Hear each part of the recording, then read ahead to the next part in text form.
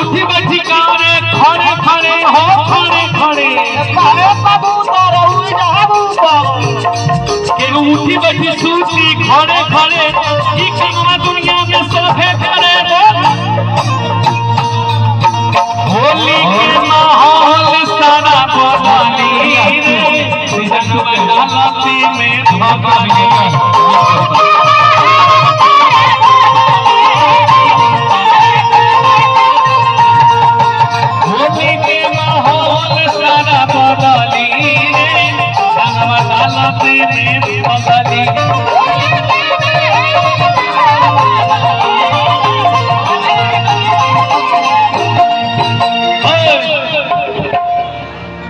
और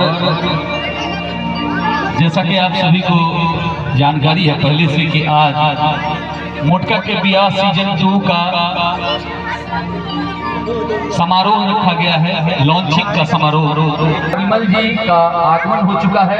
चंद मिनट के अंदर आप सबों के बीच वो रूबरू होंगे और